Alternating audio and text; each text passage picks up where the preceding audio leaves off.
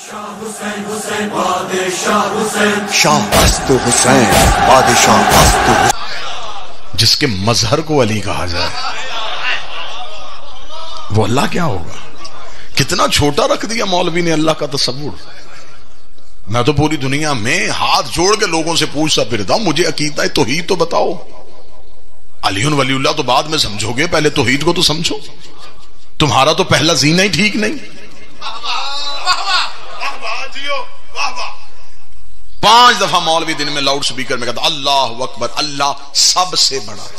یہ کوئی نہیں بتاتا کہ تم نے مطابقت کس سے کی، کس سے بڑا ہے۔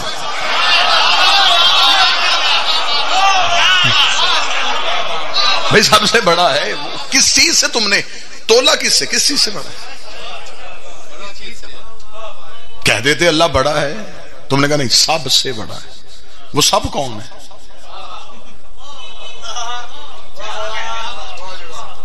ہم اکثر مہمان ہیں، جگہوں پہ جاتے ہیں، لوگ تعارف کرواتے ہیں کہ سرکار یہ ہمارا بڑا بیٹا ہے۔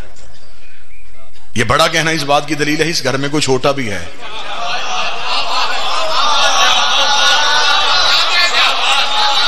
جس گھر میں کوئی چھوٹا ہو تو اس گھر میں ہی کوئی بڑا ہوتا ہے، تو جس گھر میں کوئی چھوٹا ہو ہی نا، وہ کہتے ہیں یہ ہمارا بیٹا ہے۔ کتنے بیٹے ہیں جی؟ ایک ہی بیٹا ہے۔ یہ جو کہا تم نے سب سے بڑا ہے، کس سے بڑا ہے؟ کس چیز سے بڑا ہے؟ تم نے، اس کا مطلب ہے تمہارے ذہن میں پہلے تصور خدا کا تھا، پھر تم نے کسی چیز سے تولا۔ جو تصور میں آ جائے وہ تو اللہ ہوتا ہی نہیں۔ پھر اس کا مطلب ہے مشرک تو ہو گیا۔ میں کہتا ہوں یہ جو گھر ہے، یہ جو صحن ہے، میں یہ کہہ سکتا ہوں یہ 7 والے گھر سے بڑا ہے۔ اس کا مطلب وہ گھر بھی میں نے دیکھا ہے، یہ بھی دیکھا ہے، پھر میں نے فیصلہ کیا نہیں وہ چھوٹا ہے یہ بڑا ہے۔ اس کا مطلب ہے کہ میں نے دونوں کو دیکھا ہوا ہے۔ تم نے کہہ دیا سب سے بڑا ہے، کس چیز سے بڑا ہے؟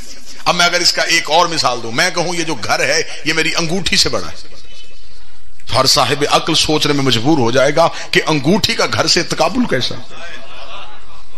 کہاں انگوٹھی کہاں گھر؟ تو بتا تو نے کس سے تقابل کیا؟ اللہ کا۔ زمینوں سے بڑا ہے، آسمانوں سے بڑا ہے۔ تیرے پاس سب سے بڑی بلندی کو پہاڑ کہتے ہیں، پہاڑوں سے بڑا ہے، سمندروں سے بڑا ہے۔ پھر اس کا مطلب ہے تو مخلوق سے خالق کا تقابل کیسے کر رہا ہے؟ کس چیز سے بڑا ہے؟ تیرا اللہ اکبر کہنا بنتا ہی نہیں۔ ہم کہہ سکتے ہیں اللہ اکبر اور ہمارے پاس دلیل ہے، ہم کہتے ہیں اللہ سب سے بڑا ہے۔ جب علی سر سجدے میں رکھتا ہے پھر ہم کہتے ہیں اللہ اکبر۔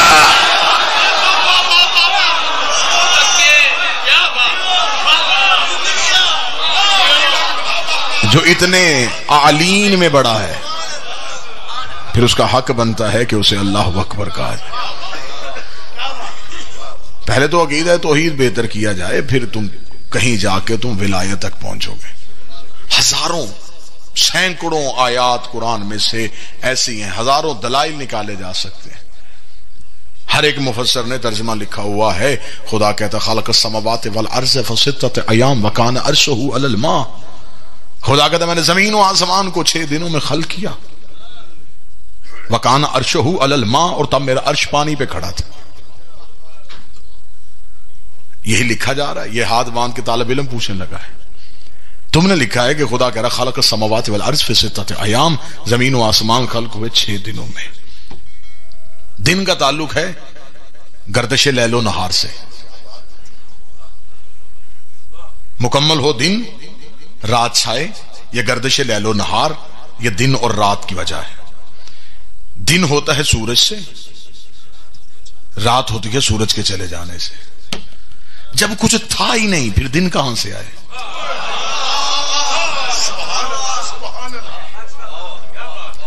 بھئی جب زمین ہی نہیں تھی، آسمان ہی نہیں تھا، کچھ تھا ہی نہیں، تو پھر دن کہاں سے آئے؟ تو جب کائنات میں کچھ تھا ہی نہیں تو پھر گنتی کہاں سے آئی؟ 6 دن وکان عرشہ علی الماء، اور میرا عرش پانی پہ کھڑا تھا۔ یہ کون سا پانی تھا جس نے عرش کو اٹھایا ہوا تھا؟ جب زمین تھی نہیں پانی کہاں سے آیا؟ جب عرش تھا ہی نہیں، آسمان تھا ہی نہیں، پھر پانی کہاں سے آیا؟ اس کا مطلب ہے کہ اب مولوی کی آنکھیں بند ہیں، اس نے ترجمہ کیا ہے قرآن کا گرامر کے اعتبار سے۔ آئیے دہلیز معصوم پہ جاتے ہیں. ماشاء سے پوچھا گیا مولا یہ کون سا عرش ہے جو پانی پہ کھڑا تھا؟ امام فرماتے الماء سے مراد پانی نہیں، الماء سے مراد ہے آل محمد. تو مولا عرش سے مراد کیا؟ فرمایا عرش سے مراد تمہارے ذہنوں میں جو سب سے اونچائی ہو اسے تم عرش کہتے ہو. عرش سے مراد ہے علم توحید. خدا کہہ رہے جب کائنات میں کچھ نہیں تھا میرا علم آل محمد نے اٹھایا ہوا تھا. جب کائنات میں کچھ بھی نہیں تھا میرا علم آل محمد نے اٹھایا ہوا. بات مشکل تو نہیں ہو رہی؟ انہوں نے کہا اچھا مولا. سامنے بیٹھے ہوئے سائل نے کہا اگر آپ نے ہی توحید کا علم اٹھایا ہوا تھا اس کا مطلب پھر جو اس کا علم ہے وہ آپ کے پاس ہے، پھر وہ اللہ کیسا؟ اس نے تو سارا علم اگر آپ ہی کو دے دیا ہے پھر اس میں اور آپ میں فرق کیا ہے؟ فرمایا جو اس نے ہمیں دیا اسے وہ عرش کہتا ہے، جو اس نے اپنے پاس رکھا اسے وہ کرسی کہتا ہے. کرسی ہے اللہ کا علم ذات جو اس نے اپنے پاس رکھا صرف اپنے اللہ ہونے کے لیے. جو اس نے ہمیں دے دیا وہ عرش ہے. کائنات میں جو بھی چیز ہے وہ عرش سے ہے، اور جو عرش ہے وہ کرسی سے ہے. کرسی ہے علم توحید، عرش ہے علم آل محمد. جو اس کے پاس اس کا مخصوص علم ہے اسے وہ کرسی کہتا ہے، جو ہمیں وہ دیتا ہے اسے وہ عرش کہتا ہے. فرمایا جب ہمارا جد معراج کی رات اس عرش کو چیرتا ہوا کرسی کے قریب ہو گیا تھا، اگر تھوڑی دیر ہو جاتی تو عرش کرسی ہو جاتا، کرسی عرش ہو جاتی، عرش کرسی میں بدل جاتا، کرسی عرش میں بدل جاتی. پھر اس نے آواز دے کے کہا کوئی ہے جو عرش کو ادھر روکے کرسی کو ادھر روکے. درمیان میں ایک پردہ آ گیا، پردے نے کرسی کو ادھر رہنے دیا، عرش کو ادھر رہنے دیا. وہ جو درمیان میں پردہ آیا معصوم کہتے اسے ولایت علی کہتے ہیں، اسے پردہ ولایت کہتے ہیں.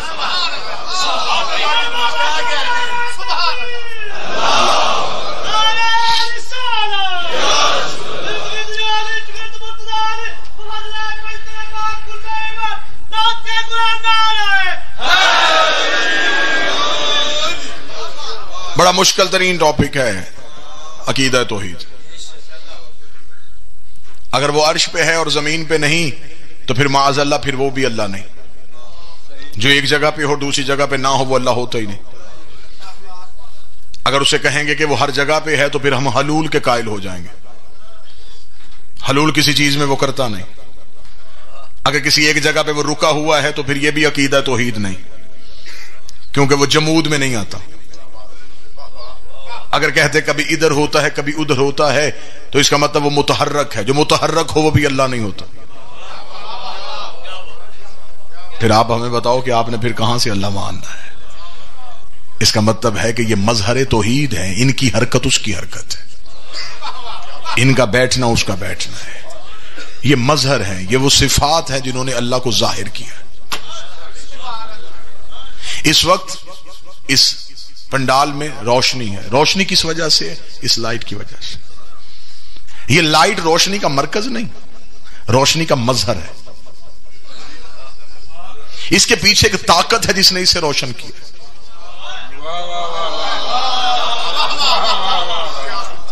اس سے زیادہ آسان مثال میرا خیال ہے نوجوانوں کو دینے کے لیے. یہ اس وقت لائٹ روشن ہے تو کسی ایک طاقت کی وجہ سے. یہ مرکز روشنی نہیں، یہ مظہر روشنی ہے. اس کے پیچھے ایک طاقت ہے جو آ رہی ہے جس نے اسے روشن کیا ہے اور وہ نظر نہیں آ رہی.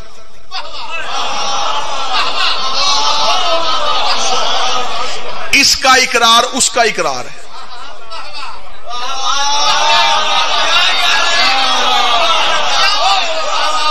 دکھائی یہ دے رہی ہے، منوا وہ رہی ہے.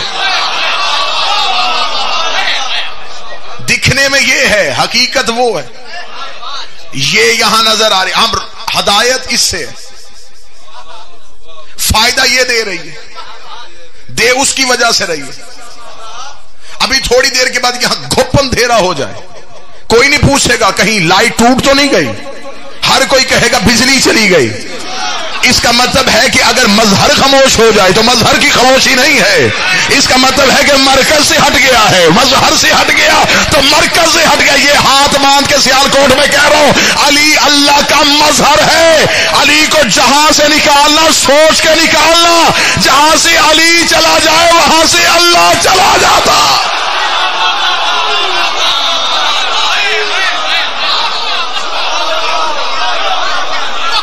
بسم اللہ سر،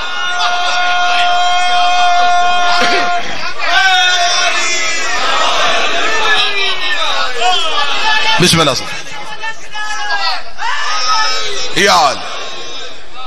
علی مظہر توحید ہے، علی کا اقرار توحید کا اقرار۔ ہماری حقیقی کتب تو ہم تک پہنچا ہی نہیں گئی، ہمارا سارا لٹریچر تو عربی زبان میں آج بھی کتب خانوں میں بند ہے، جو قلمی نسخے ہیں۔ آج بھی ایک کتاب جو عربی آتی ہے اس کا مارکیٹ میں ترجمہ کرنے کے لیے ہزاروں صعوبتوں سے گزرنا پڑتا ہے اس مترجم کو۔ ہم جس ملک میں رہ رہے ہیں، جس خطے میں رہ رہے ہیں، وہاں تو فضائل پہنچانے کی گنجائش ہی نہیں۔ فضائل کے انبار لگے ہوئے ہیں عرب کی کتابوں میں، لیکن وہ صرف کتابوں کی حد تک محدود ہیں۔ ہم نے اس دنیا میں اس معاشرے میں رہنے کے لیے، زمانے کے ساتھ چلنے کے لیے، ہم نے ان کے لٹریچر کو فالو کرنا شروع کر دیا۔ یہ باتیں بور تو نہیں کر رہی سرکار؟ بسم اللہ الرحمن الرحیم، شروع اللہ کے نام سے۔ شروع کس لفظ کا ترجمہ ہے مجھے صرف اتنا بتایا جائے۔ با جو ہے وہ عربی زبان کا قانون ہے، جہاں جہاں چلے جاؤ گے عربی زبان کا قانون ہے۔ با دو کاموں کے لیے آتی ہے، استعانت کے لیے آتی ہے یا سبب کے لیے آتی ہے۔ اگر استعانت کے ساتھ ترجمہ کریں گے تو پھر ترجمہ یہ بنے گا، مدد ہے اللہ کے اسم سے، جو رحمان بھی ہے اور رحیم بھی ہے۔ اس کا مطلب ہے کہ اللہ کے اسم سے۔ میں کہوں گا کہ ابھی آپ کے سامنے پڑھے گا وہ جو آصف کا نام ہے، تو آصف تو خود اسم ہے۔ جب ہم نے کہہ دیا اللہ کا اسم، اس کا مطلب ہے کہ اللہ کے ساتھ اسم کوئی اور ہے۔ سب اسم ربک الاعلی، تسبیح کر اپنے رب کے اسم کی جو اعلی ہے۔ اصل اسم جو ہے یہ وہ معارف ہے جو ہمیں توحید تک پہنچائے گا۔ بڑا یہ میرا تو کم از کم میرا بڑا پسندیدہ موضوع ہے، لیکن یہ خشک ہے لیکن ہے بڑا اچھا کہ توحید تک تو پہنچے ہم، توحید تک تو ہماری رسائی ہو۔ کہاں بیٹھے ہوئے، کہاں ٹامک ٹوئیاں مار رہا ہے مسلمان۔ اللہ کو نہیں مانتے، اللہ کو نہیں مانتے۔ تو پہلے بتا تم نے اللہ کو منوانا کیا ہے؟ اللہ کو تو ہم مان رہے ہیں، لیکن اللہ کی ذات تک رسائی کے لیے کیسے جانا ہے؟ اس کا مطلب اس مظہر کو ماننا پڑے گا جو مظہر ہمیں اس تک پہنچائے گا۔ اور اس مظہر نے ہمیں اپنی ذات تک ایسے روک لیا، اس کا جب تم مجھ تک ہی نہیں پہنچ سکے۔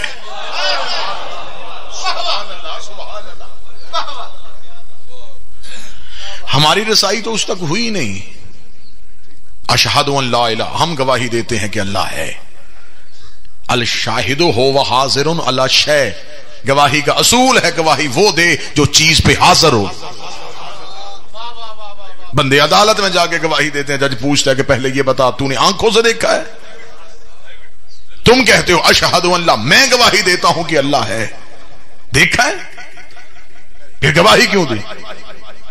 اس کا مطلب یہ سب سے پہلے کسی اور نے کہا تھا۔ اشہد ان لا الہ الا اللہ، یہ جملہ کسی اور زبان سے نکلا ہے، وہاں سے ہم نے کاپی پیسٹ کیا ہے۔ کہا اس نے ہے، ہم نے اقرار کیا ہے۔ اس نے کہا تھا کہ میں گواہی دیتا ہوں کہ وہ ہے، اور میں نے سن کے نہیں گواہی دی، میں نے دیکھ کے گواہی دیا۔ مجھے نہیں پتا کہ اگلی صدر میں تنہا رہ جاؤں گا یا کوئی بندہ میرے ساتھ چلے گا۔ اس کا مطلب پہلی بار ان 14 کی زبان سے نکلا کہ ہم نے دیکھا ہے کہ وہ ہے، ہم دیکھے آئے ہیں کہ وہ ہے، ہم نے ان کی گواہی پہ گواہی دی۔ ہم نے کہا اگر یہ کہہ رہے ہیں تو پھر وہ ہے۔ اس کا مطلب ان کی ہے کو توحید کہتے ہیں، تو جن کی گواہی سے اس کی توحید مانی جائے ان کی گواہی پہ سوچا نہیں کرتے۔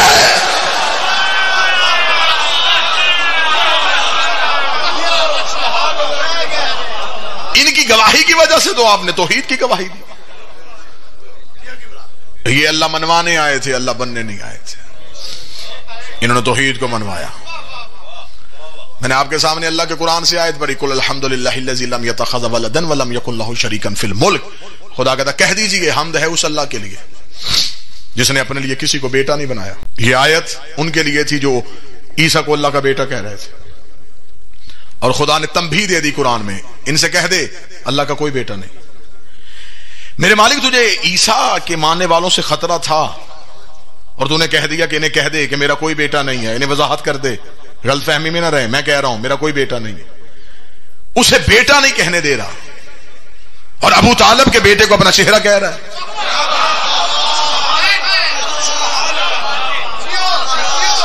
بیٹے سے زیادہ قریب ہے وجود ہونا. اسے بیٹا نہیں کہنے دے رہا اور اسے کہہ رہا وجہ اللہ ہے، عین اللہ ہے، لسان اللہ ہے، جنب اللہ ہے، ید اللہ ہے. عجب نہیں کہ واضح پروردگار آئے کہ مجھے عیسیٰ کے ماننے والوں سے خطرہ ہے، علی کے ماننے والوں سے کوئی خطرہ نہیں.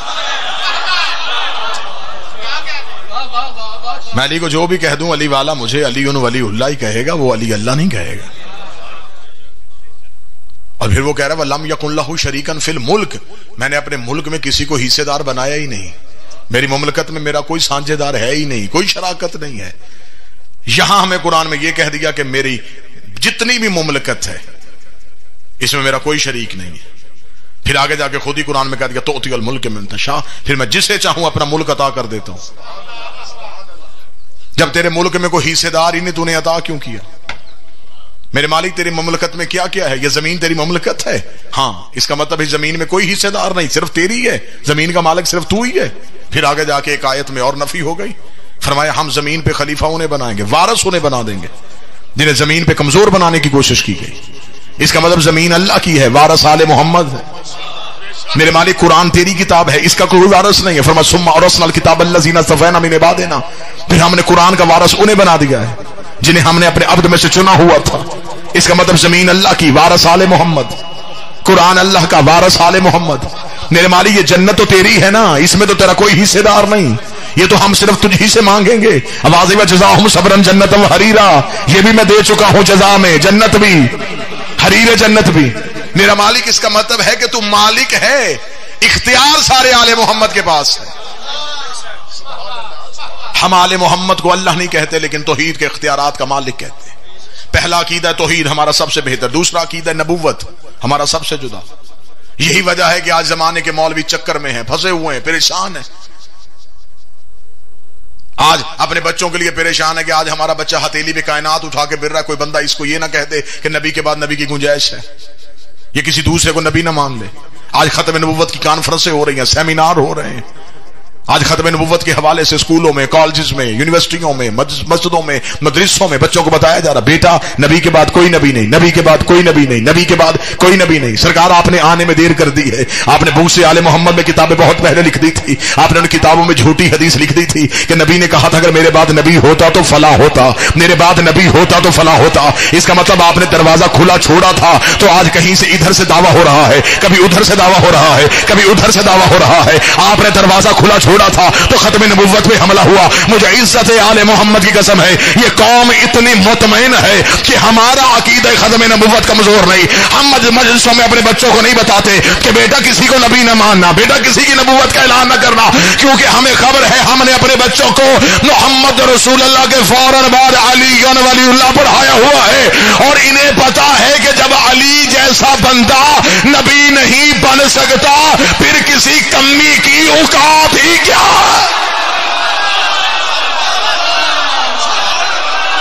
ہم نے نبی ماننا ہوتا ہم علی مان لیتے.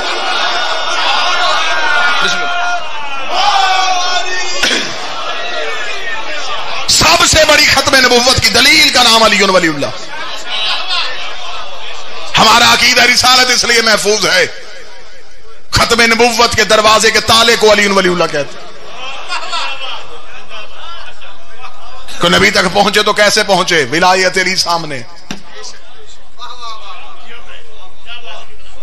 ایک عورت کو رہا کر دیا گیا، پورے ملک میں آگ لگ گئی. کیوں؟ گستاخ تھی، سزا ہونی چاہیے تھی. آج اس ملک میں قانون بنے سب سے پہلے ہم شیعہ دستخط کریں گے. نبی کی توہین کرنے والے کو سزا ہونی چاہیے لیکن صرف ایسے نہیں.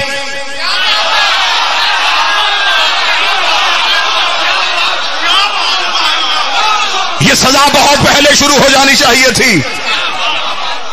لیکن یہ مسلمانوں کی بدقسمتی ہے، انہوں نے گستاخ بھی مرضی کے رکھے ہوئے ہیں، جنہیں جی چاہا گستاخ کہہ دیا، جنہیں جی چاہا محب کہہ دیا۔ اگر ہم سے عقیدہ نبوت سننا چاہتے ہو، ہمیں بادشاہی مسجد میں بلاؤ، ہمیں مکہ المکرمہ میں بلاؤ، ہمیں مدینہ المنورہ میں بلاؤ، ہم تمہیں آ کے بتائیں کہ ختم نبوت کے حوالے سے محنت کیا ہوتی ہے، ہم تمہیں بتائیں کہ عزت رسول کیا ہے۔ ہمارے نزدیک جو نبی کو 40 سال کے بعد نبی مانے وہ بھی نبی کی توہین کرتا ہے، جو نبی کو دائی کا دودھ بلائے وہ بھی نبی کی توہین کرتا ہے، جو نبی کے سینے کا آپریشن کروائے وہ بھی نبی کی توہین کرتا ہے، جو نبی کے دماغ پہ حملہ کرے وہ بھی نبی کی توہین کرتا ہے، جو نبی پہ ہذیان کی تہمت لگائے وہ بھی نبی کی توہین کرتا ہے، جو نبی کو مشرکوں میں رکھے وہ بھی نبی کی توہین کرتا ہے، جو نبی کے چچا پہ کافر ہونے کا الزام لگائے وہ بھی نبی کی توہین کرتا ہے، جو نبی کے دروازے پہ آگ لگائے وہ بھی نبی کی توہین کرتا ہے۔ ہر مجرم کو پھانسی دو، زندہ نہیں قبر سے نکال کے دو۔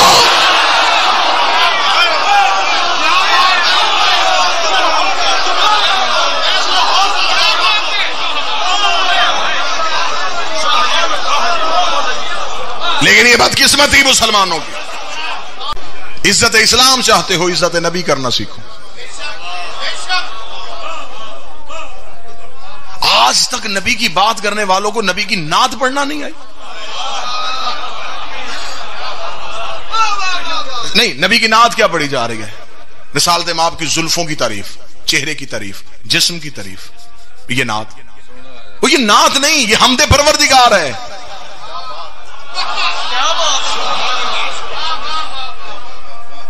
یقیناً رسول کی زلفیں واللیل، آنکھیں بحرین تقدس، ہونٹ صورت یقوت، زبان آب وحی میں ڈھلی ہوئی، سینہ رمز دل ہستی کا خزینہ، اس کا چلنا صراط مستقیم۔ لیکن نبی کے جسم کی تعریف اللہ کی تعریف، نبی کی نعت ہے کردار محمد۔ اگر عزت اسلام کی چاہتے ہو پہلے لٹریچر بدلو، سلیبس بدلو، دینیات بدلو، اسلامیات بدلو، تمہاری نسلیں تو تیار ہو ذہنی طور پہ۔ اسلامیات میں 6 سے لے کے PhD تک جن لوگوں کے سیرت پڑھی جاتی ہے ان کا اسلام سے تعلق ہی کوئی نہیں۔ یہ باتیں ہم ممبر سے کہیں گے تو لوگ پریشان ہوں، لیکن حقائق ہے یہ۔ محمود غزنوی جہاں مسلمانوں کا ہیرو، سومنات کا بت توڑا تھا جی اس نے، وجہ کیوں نہیں لکھی کہ اس کے اندر سونا تھا۔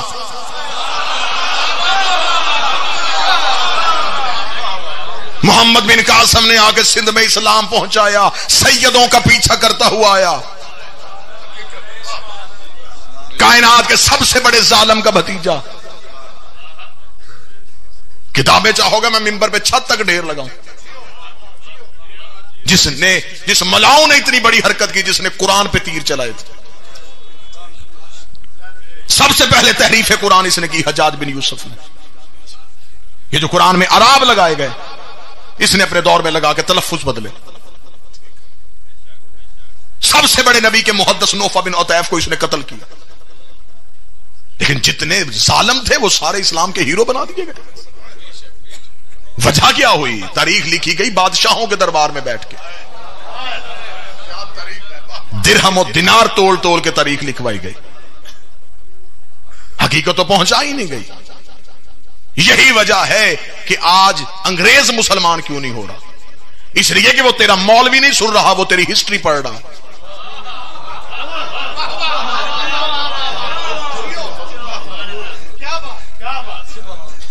ان کا دل چاہتا ہے مسلمان ہونے کو، لیکن جب وہ مسلمانوں کی تاریخ پڑھتے ہیں تو وہ بند کر دیتے، وہ کہتے نہیں یہ سب سے بڑے دہشت گرد ہے، انہوں نے تو سروں کے کھوپڑیوں کے مینار بنائے ہوئے ہیں۔ مجھ سے ایک انگریز نے بحث کرتے ہوئے کہا تھا، اس نے کہا میرا مسلمان ہونے کو دی چاہتا ہے لیکن نفرت ہوتی ہے جو اپنے ہی نبی کا بیٹا قتل کر دے۔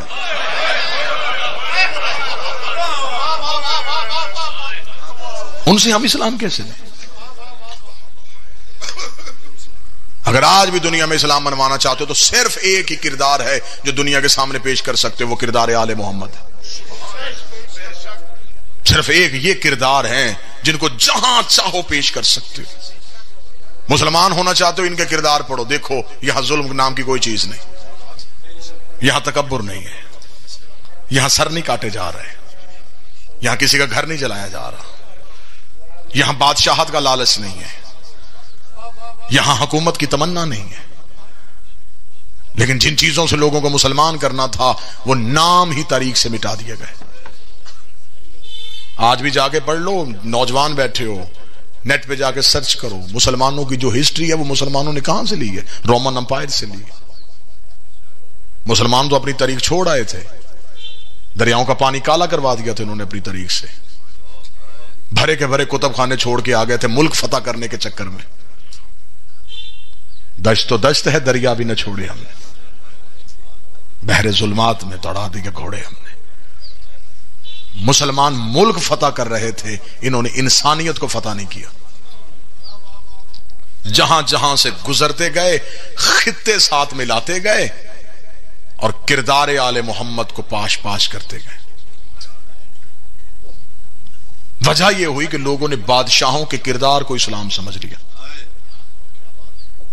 مسلمان اپنی تاریخیں چھوڑ آئے تھے، یہ تو عیسائیوں نے اٹھائی وہاں سے، اور وہاں سے اٹھا کے یہ دنیا کا ایک ملک ہے ہالینڈ، وہاں ایک شہر آج بھی ڈچ ہے، وہاں سب سے پہلا پریس لگا جہاں مسلمانوں کی تاریخ کو دوبارہ چھاپا گیا۔ عیسائیوں نے پوچھا اس مسلمانوں کی تاریخ تم کیوں چھاپ رہے ہو؟ انہوں نے کہا بھی یہ ملک فتح کر رہے ہیں، ایک وقت آئے گا انہیں اس کی ضرورت پڑے گی، پھر ہم سونے میں تول کے دیں گے۔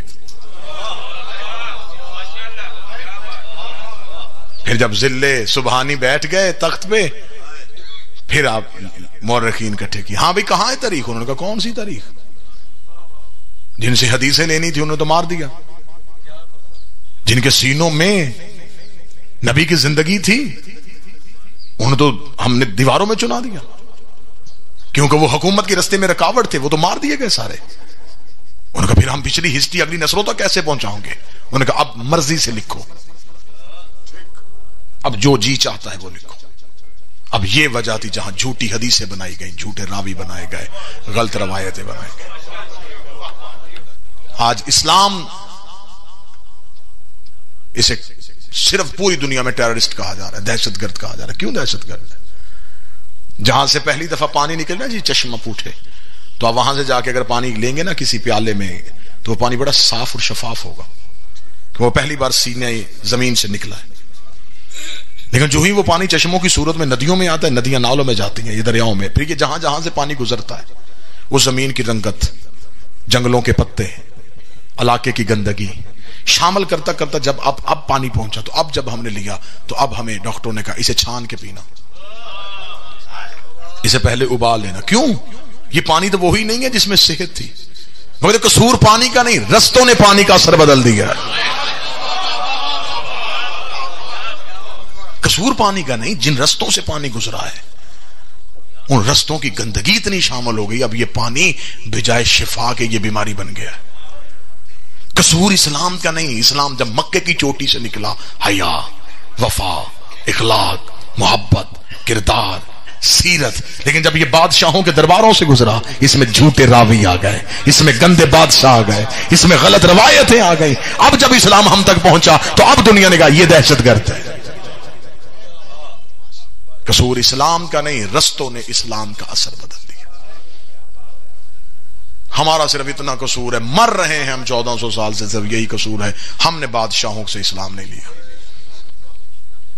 ہم نے زندانوں سے اسلام لیا، ہم نے نیزوں سے نہ اسلام لیا ہے، ہم نے کٹے ہوئے سروں سے قرآن سنا ہے،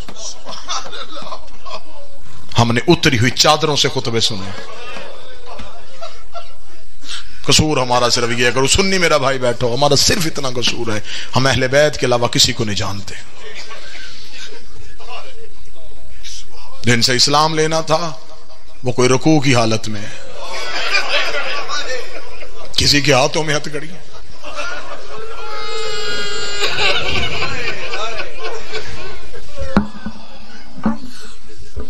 صرف ایک 12 ائمہ جی، 4 معصومین، خاموشی، صرف خاموشی، صرف ایک بی بی بولی ہے شام میں۔ اتنے ظلم کے بعد آل محمد کی طرف سے صرف ایک رد عمل، ایک تقریر آئی ہے، وہ تقریر علی کی بیٹی کی تھی۔ جب تھک گئی ہے پھر رو کے کہتی ہے سجاد اب نہ روک، اب ایک بار مجھے اجازت ہے میں انہیں بتاؤں ہم ہیں کون؟ وہ ایک تقریر نے دنیا کا نقشہ ہی بدل دیا. یزید جہنم کے گڑھے میں پہنچ گیا علی کی بیٹی کی ایک تقریر کی وجہ سے. سر پہ قرآن رکھ کے مسلمان مجھے بتائے، شرم کر مسلمان جس کی 1 گھنٹے کی تقریر نے اسلام کو اتنا فائدہ دیا، اگر اس کی قرآن کی تفسیر آ جاتی پھر زمانے کی کیا حالت ہوتی. یہ شیعت جو ہے یہ درباروں سے نہیں آئی، یہ تلوار کی دھاروں سے آئی ہے.